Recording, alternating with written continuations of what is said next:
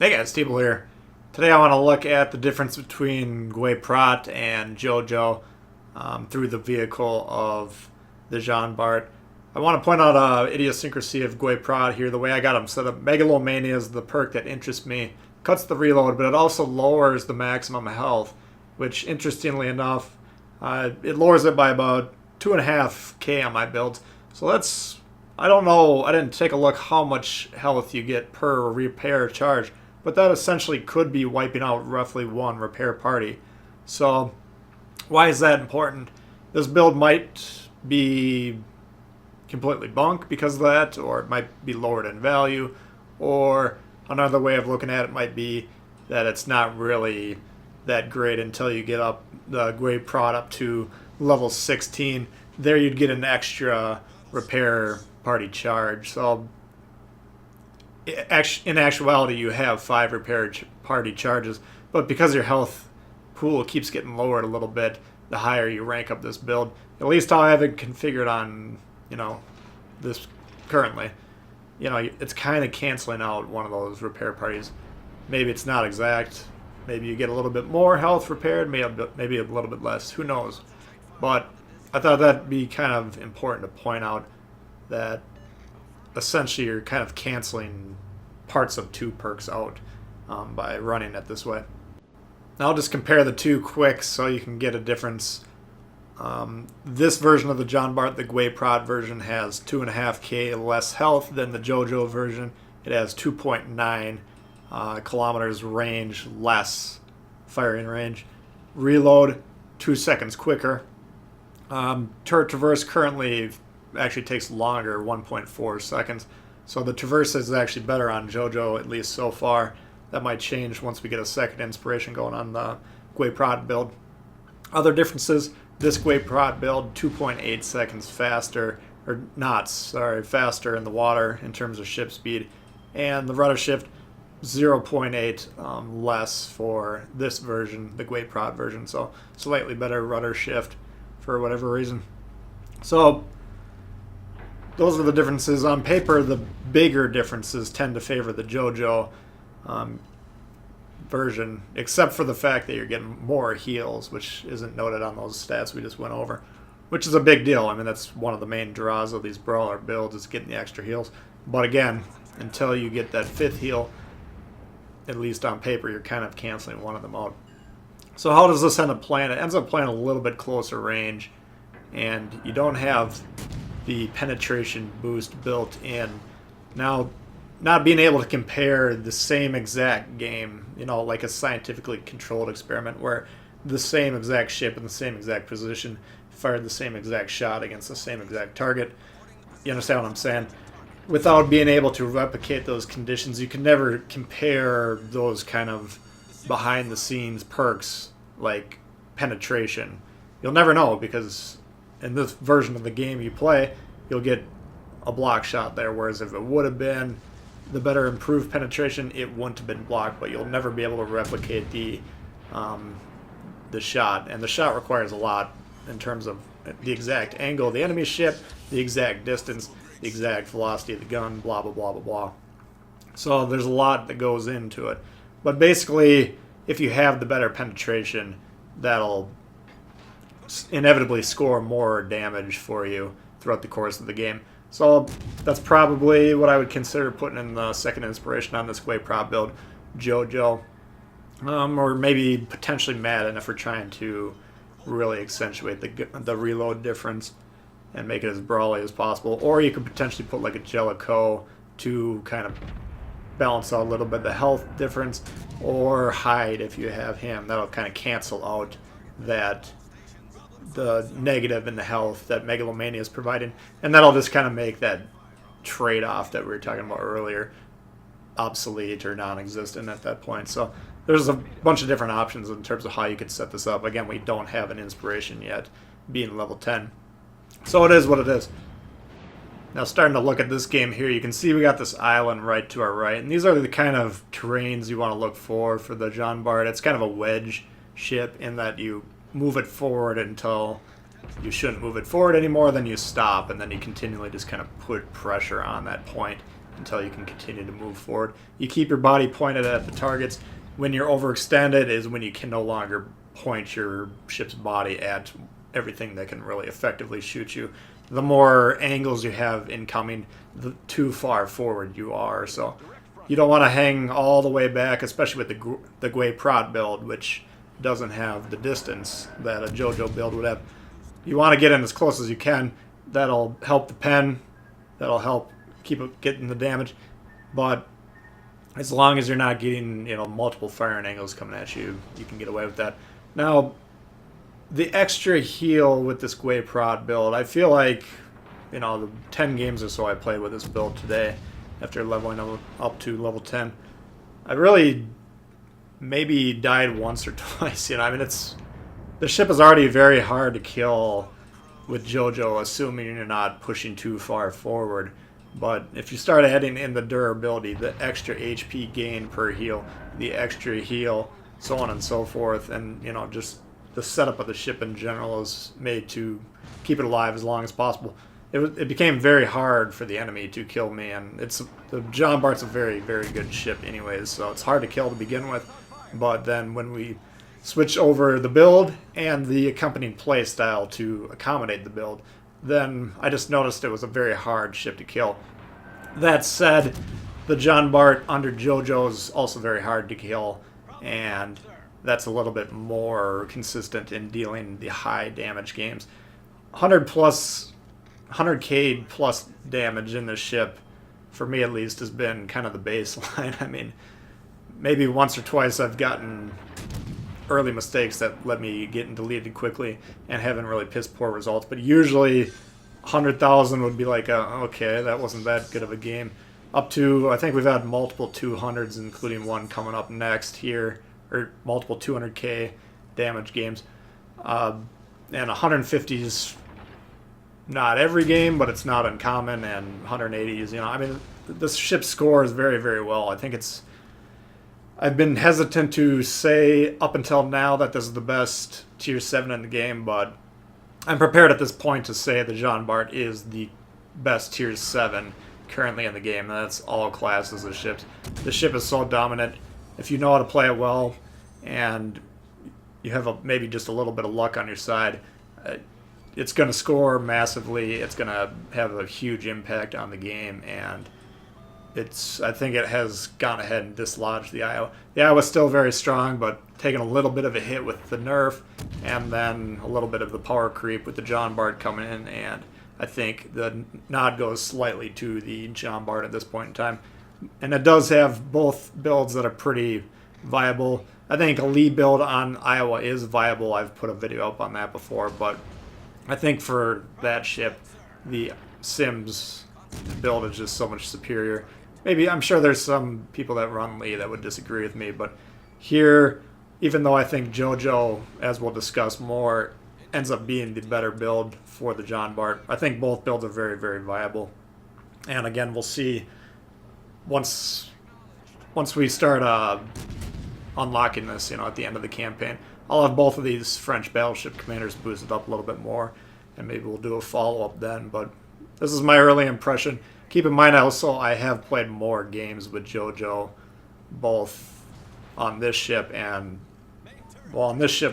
then for sure the entirety of the French fleet. I've basically played no games with Gui Prot on the rest of the French ships, so I do have more experience with JoJo. Maybe I understand how to play him a little bit better, but I had a lot of success so far with Gui Prot. Keep that in mind. Now I'll talk a little bit about opening positions for this ship next game, but suffice it to say, this game we went and got positioned by an island, but in order to do, and that's a good position you want to shoot for, but in order to do that, you have to basically have a pretty good idea that you're not going to get pushed from the front and also from the exposed side that's not next to the island, but the opposite side of the ship. So for this game, for instance, the island was on the right-hand side. As long as they're not able to get onto my left-hand side and pressure the front, then that's a good spot. If that's not the case, if they can strike you from multiple sides, then you're too far forward. You're not in a good spot. The main consideration on positioning for the John Bart is you want the vast majority of the threatening incoming fire to be where you're angled your ship at. And if you can no longer angle towards that source, then you're out of position. And you can say that applies to every battleship and frankly every ship in the game. I get that, but the John Bart, I mean, it's a very specific thing where if you're pointing the nose at your targets that are shooting at you, they're going to have a very hard time damaging you in a quick manner. If they shoot you in the side, you know, they can kill you much quicker. I am finding the ship to be a little hard to Citadel shooting against it. I don't know how you guys are finding it. Let me know in the comments if you disagree, if you think it's pretty easy to Citadel, but I've been noticing a lot of them out there lately, and I've been trying to shoot them in the sides when possible and not scoring a lot of Citadels. Maybe it's really heavily armored at the waterline, or maybe I'm just missing and it's not that hard to Citadel. But anyone that has some insight on that, I'd like to get some feedback there. Because even though you'll take a lot of damage getting shot in the sides, I haven't been taking punitive damage. Now I've had some heartbeat indicators go off for shots I've taken while playing the John Bart.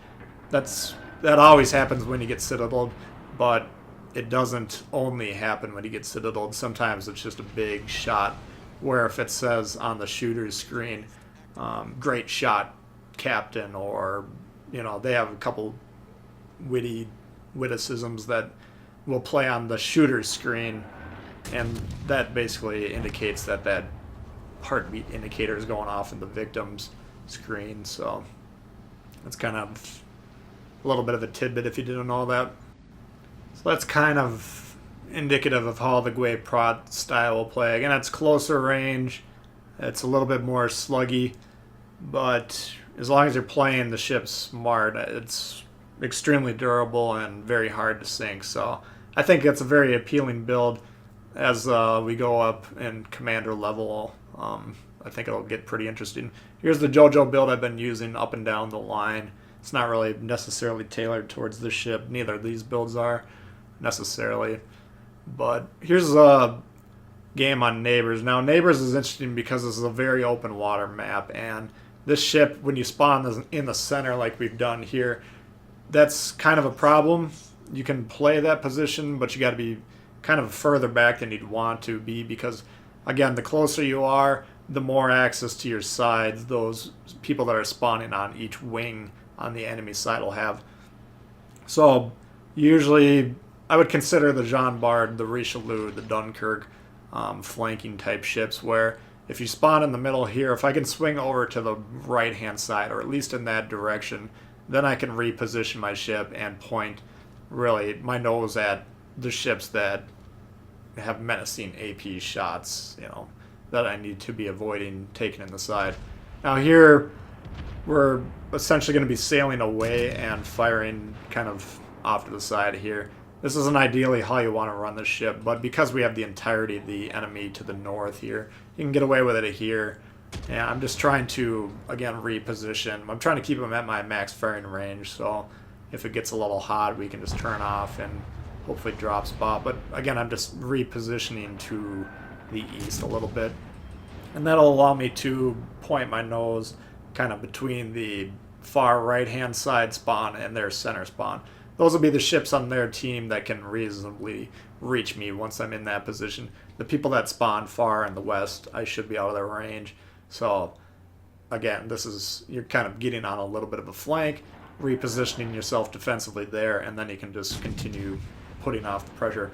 But as we're getting into position, we're able to fire here. We're actually undetected at this point because we had that island blocking all the ships that could have seen us here. So no need to stop getting the damage as we're repositioning. Now to go over the strengths of the JoJo build again, you have a little bit more health. You got a lot more range, nearly 3 kilometers. A little bit slower reload by a couple seconds, and then better turret traverse, at least so far. And then the mobility is worse on this build. So you can get away with playing longer range, which is fine for the ship. It's pretty good at long range, especially with the accuracy. It's a very accurate ship to begin with. You throw on the JoJo double accuracy perks on there, and it'll start really shining, especially if you're running a decent Cunningham as one of the inspirations as well, which I would definitely recommend on most, if not all, battleships. But that extra range kind of allows you to do something with this ship where usually when you're set up in brawls, like right here I'm engaging the right hand group on their side and potentially the center group on their side as well. If I have the extra range, which I do in this build, and the people on the western flank drift over into my range, I can turn my gun, shoot them in the side, and still maintain the angle at the ships that are most likely currently thinking about me, which is again these two groups that I'm engaging. So having that range allows you to exert your force over more pieces of the map. You do have the accuracy, and with the good JoJo build, you do have the penetration to get those shots even at long range to really count and do some damage. So giving up on that range, you will, you lose some capabilities for sure. I'm running the Gwei Prot build in terms of that. Now that everyone's kind of deployed, you can see what I'm talking about by getting over on the flank. The ships on the western side, they effectively cannot touch me. And here to angle towards these two groups, you can see my nose is essentially roughly halfway between this Bismarck, which is the leftmost ship that I'm fighting, and whatever the rightmost ship that I'm fighting, whatever that is over there. But that's kind of what you want to do, pointed roughly halfway, unless, one of the sides is way more threatening in terms of gunpowder. If you're squaring off against an Iowa on your left and, fill in the blank with something less menacing, lightning, for instance. Well, between those two ships, you definitely don't want to get shot in the side by the Iowa with it shooting AP. If the lightning shoots you in the side, it's not as big of a deal, at least in the short term. So in that case, you would obviously angle towards the Iowa. But if they're kind of evenly distributed, you want to just kind of point it in the middle. And now I'm backing up, and that's the further you back up, the steeper angle that both sides will be coming in at. So the further back you get, the more likely the shots that are incoming are going to hit you at an angle, which is called the auto bounce angle. Those shots won't penetrate your armor, they'll just bounce right off, and that's what happens when you're getting bounces on your shot indicators there, the rightmost one where the shell's ricocheting off. That's when the angle is really steeply angled and the armor is sufficient to bounce the shot, and it bounces off. So by pulling back, we're going to get more and more bounces. The closer you get, the more they're going to be incoming into your sides. Then they'll stop bouncing, then they'll start penetrating and going off internally. So by going back and forth, and for that reason I run prop mod on these type of ships, Richelieu, Jean, Bart, Dunkirk, because you want to be stopping and starting, in my opinion, and just kind of maintaining the correct distance according to what's available to shoot at you and what you're trying to shoot. Again, you want to get as close as possible, increased accuracy, increased pen, and there's no real deterrent for you closing in, assuming what you're closing in on doesn't have torpedoes, which, as you can see here, we keep getting torped by this destroyer, and it's really pissing me off that this Akatsuki's not over here dealing with them. I understand that Akatsukis and Japanese destroyers, when they're in their element, they're behind the enemy lines, nuking battleships. I get that's what they're designed to do, but you don't want to, if you can help finish off the destroyer first, which is on your side, you're kind of responsible for that as a destroyer, whether killing it outright or helping the other people on your team survive it / kill it. Until those destroyers are gone, getting behind there, nuking battleships, well, it might run up the score. It might very well lose you the game because the destroyer is doing it to your team as well. So, unfortunately, I mean, the guy ended up having a really good game score-wise. No beef with him ultimately with the result, but he was really hanging me and anyone else that was over here out to dry by not pursuing this destroyer before going on his battleship hunting expedition. But anyway, left without support, we're forced to dodge these torps. Luckily, we're able to dodge that one, stay alive here now. If I'm able to turn in and get towards that smoke, I can out-proxy spot that ship. Tier 6 and 7 battleships, if they're fully modded out, they have a 3-kilometer auto-detect range. All other ships that don't have the, I guess you can technically put it on Tier 6 and 7 cruisers at least, maybe destroyers, I don't know.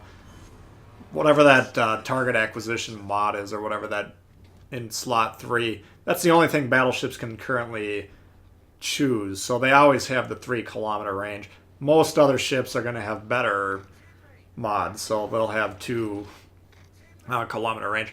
So that's the one advantage that battleships can have potentially to when they're rushing smoke.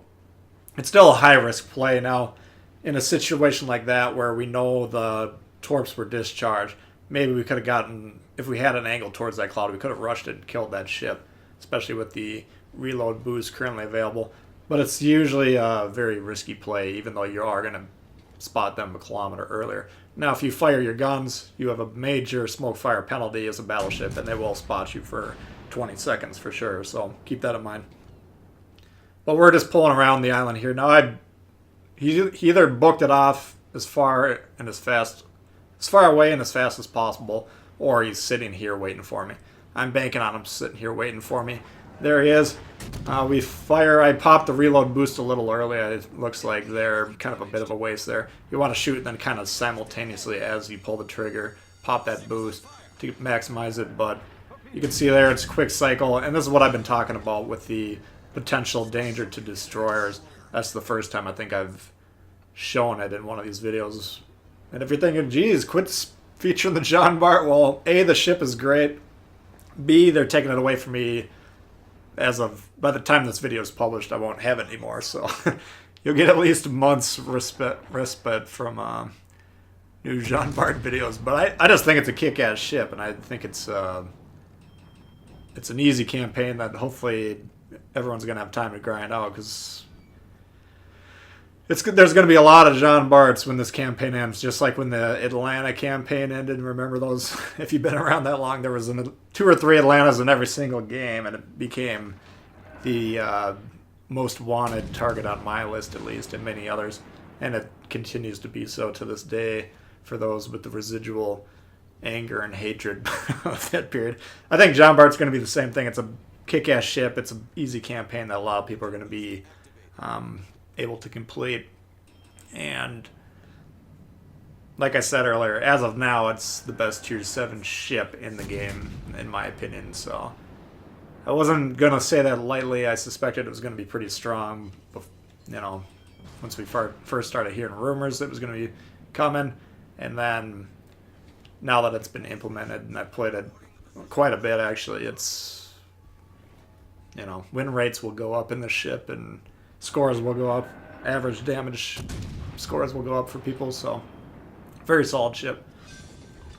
So I'm closing in on my second 200k game in the ship so far. The Akatsuki from before continues to be a thorn in my side. Now he's about to cap out, and I will never get mad at anyone for capping out. I get it. It's the correct play. But there's this once in a blue moon, you're like, come on, get off the damn cap. So I'm trying to rush this damage out. Now you'll see, even though in my mind when I shot that destroyer, I'm like, you probably throwing away a 200k game here. I also need to practice what I preach when it comes to killing destroyers. Killing that destroyer was more important than getting the 200k game, even though we're probably going to win. It's just the principle of the matter. But we killed him, then we get the shot in the Bismarck, we get the Kraken, we get the 200k, and that'll be the last look at the Jean Bart for a little while, but I'll probably feature it again once I unlock it. And you will enjoy the ship once you do as well. So hope you guys enjoyed this one. If you did, please hit the thumbs up. New to the channel, consider subscribing. A lot of World of Warships coming all the time. Questions, comments, leave them below. I'd love to hear from you, and we'll see y'all later. All right, peace.